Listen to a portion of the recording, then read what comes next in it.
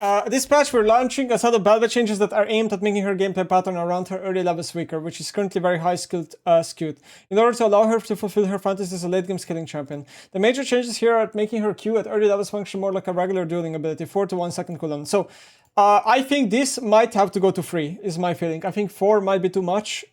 I think 3 would be better, but yeah. To still allow her to have high uptime on the skill, but also reduce just how heavily she can put certain champions behind with early invades, in particular with her Q at 1 second cooldown.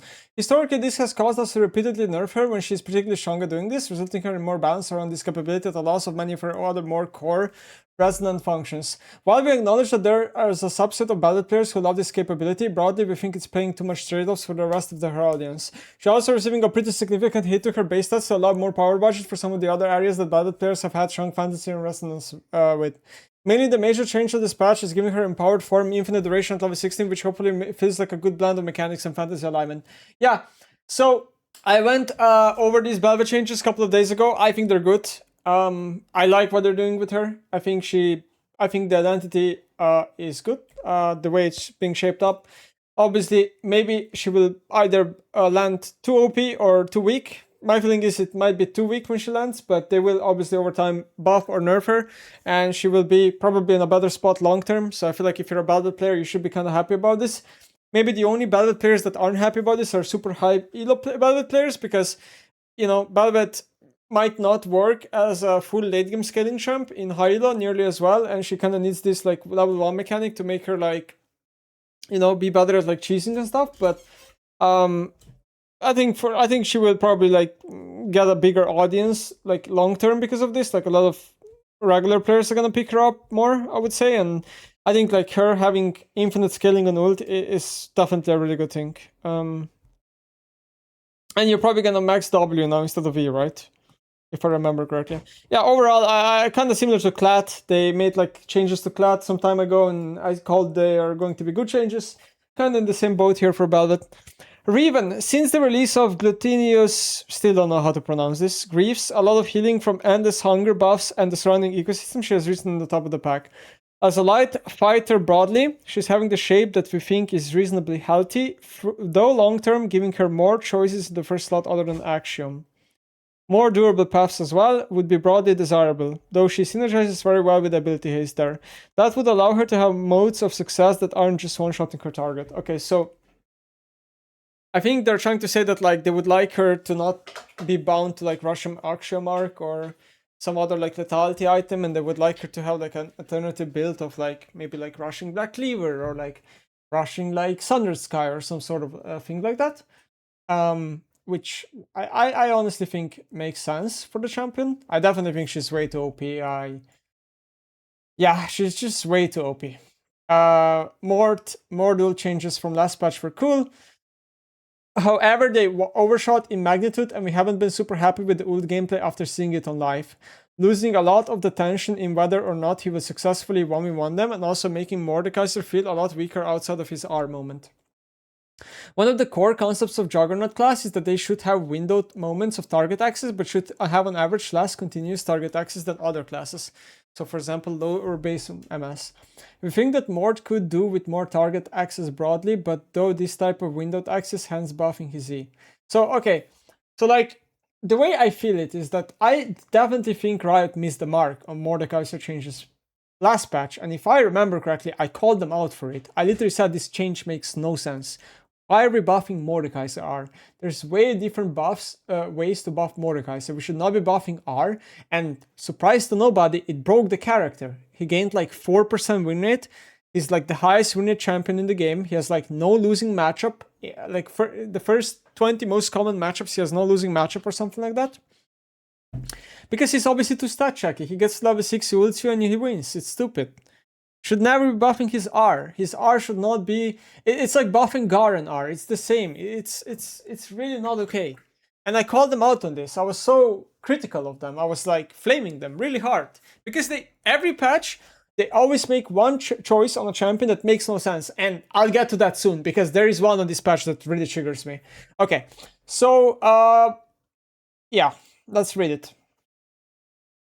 So Alistar's getting 5 base MS, which is equivalent to like 1% win rate. I think it's fine. I mean, it's above the character we really like. Now, should Alistar have this high MS? I do think it kind of makes sense for like a melee character that definitely needs to get in range of characters. And he, for example, in the past liked to build that support item that gave him MS, like the mini Deadman's Blade.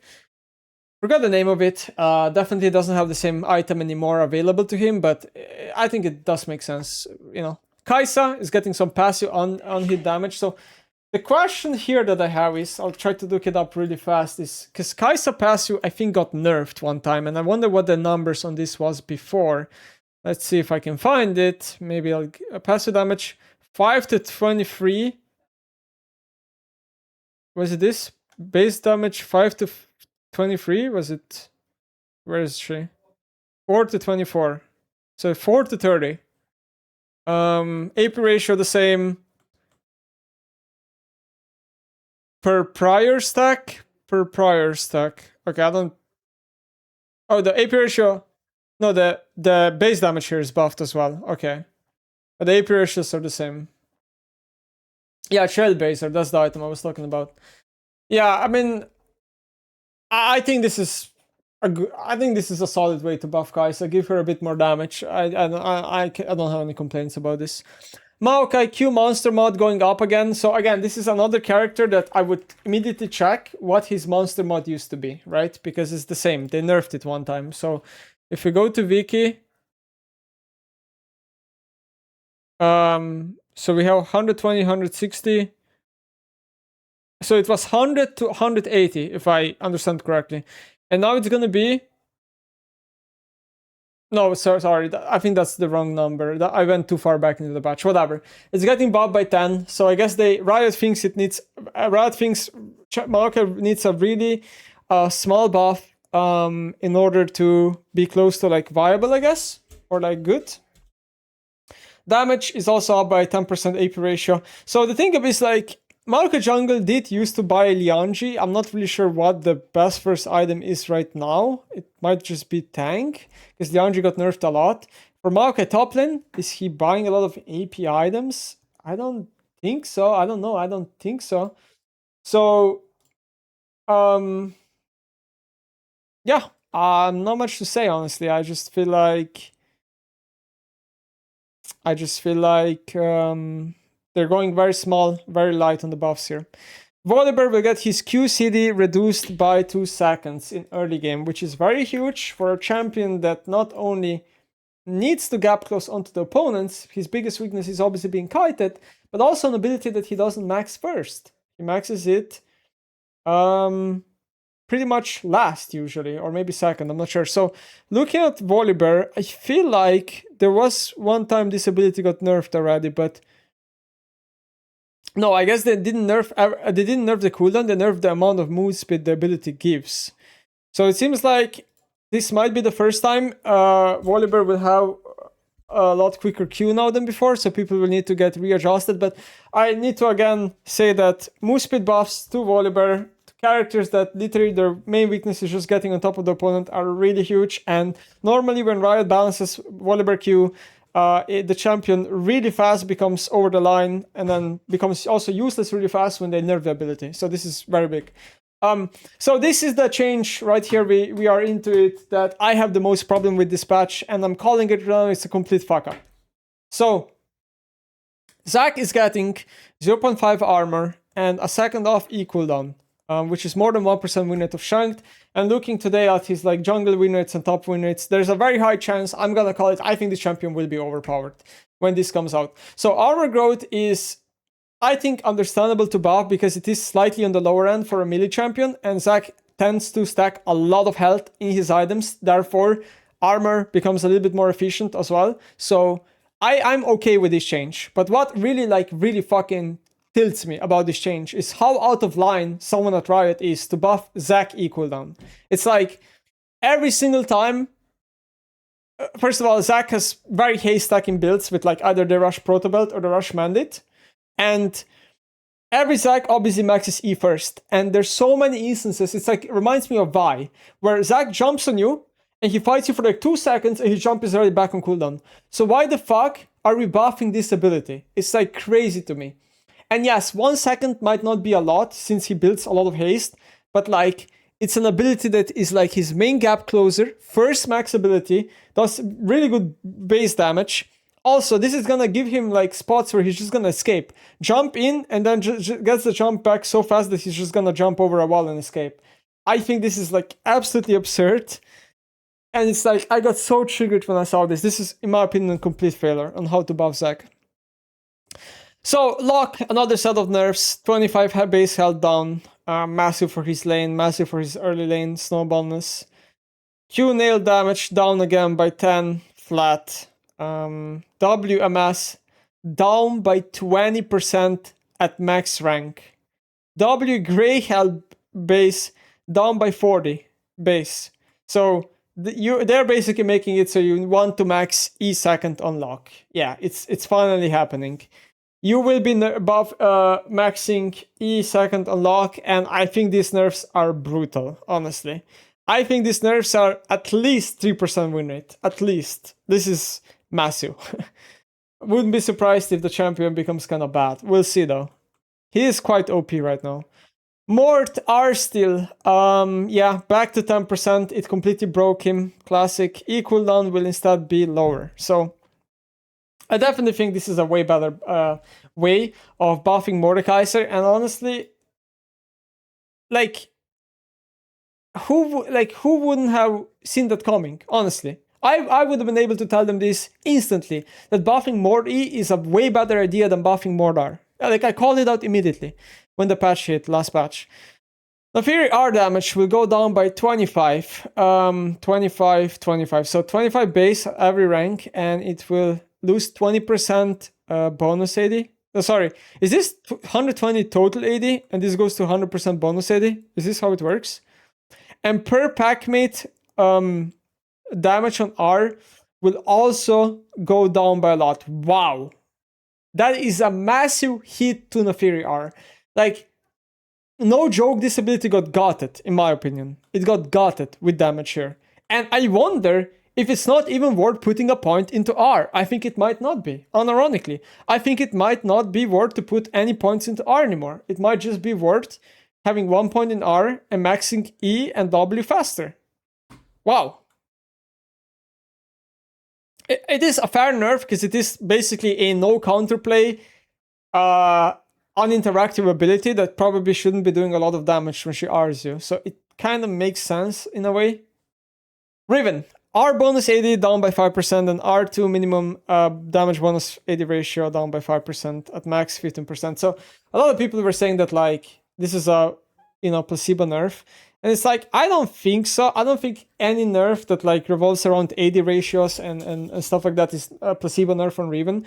Because the way Riven works is like very similar to Neferi, where both characters have brutal AD ratios on her kits to the point where they just stack items like Death Dance and Endless Hunger and they get way too much value out of them.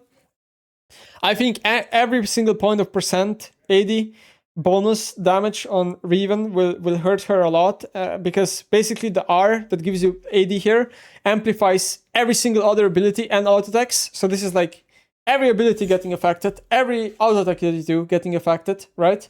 Your passive is also getting affected. Your shield will give you less shield. Like everything's getting affected. And then the R2 bonus minimum damage. I've always personally felt like the R2 of Riven bursts a bit too much, honestly, and it would be better if the R of Riven just does a bit less and her base kit does a bit more. So it seems like Riot is moving into that direction. I kind of like this nerfs. Sylas will get a revert. So if I'm not mistaken, this is a revert on Sylas. Let's actually take a look. So his Q... Okay, so here it only says this is only Q1, but I'm pretty sure this is also Q2. So I have a hard time understanding if these Sylas changes are also Q2 or not. Like I have no idea, or if I'm like reading it wrong. I don't know. It just looks like a revert or something. I mean, this has only Q1 damage, and I'm not sure if this is only Q1. I can't even tell. It might be only Q1. So it just seems like this buff that he got is completely reverted, and the only buff that stays in is the W buff, which honestly is very small. So huge, massive Bel'Veth changes. Went over them a few days ago. Not gonna go over them now. I think they're good. Bastion Breaker is gonna be 200 gold cheaper, and Shape Charge base damage is gonna go up by 20. I think this is quite big for an item, like 200 gold cheaper. It's quite big. Again, said it yesterday. Even if Bastion Breaker is cost efficient and good to buy, I think the item will inherently feel bad to buy. Even if it's a good item, it will feel bad to buy because the item has failed identity. And I think Riot needs to either rework it or remove it. I don't like it. Terminus, which is one of the worst items in League, is finally getting a buff. Vincent, where the fuck are you at? Is getting some AD ratios and AP ratios. Okay, cool. Still probably a pretty bad item, to be fair. Yuntal. So Yuntal, this is interesting. If we go to the wiki of Yuntal, let me show you guys. Yuntal used to be bought a lot last year, right? If you remember. And then Riot did a patch at the beginning of season 16. They nerfed the item by 100 gold and they removed 5 AD and they increased 5% attack speed. So the item lost a lot. Now it's getting the cost reverted and it's getting 5% more attack speed. So it's 5 less AD for 10% more attack speed, which is arguably okay. You know, it's like, it's okay. So I think this item is kind of back, especially if you're getting your BF sword on your purchase, right? And it obviously depends on what champ you're playing, like Tristana and Jinx and stuff like that. They're gonna obviously like this item. Now, Hex Optics, still gonna be a very good alternative, and still gonna be probably the best overall item for AD carries, but yeah, Yuntal for more attack speed-centric champions will be playable again. Nice, I like this. More diversity for ADC items, which do have pretty much no diversity right now. And Jack of Shades is getting nerfed at 2 less adaptive at 10 stacks and 5 less adaptive on 10 stacks. Yeah, pretty big nerf for Jack of Shades. And that's the patch.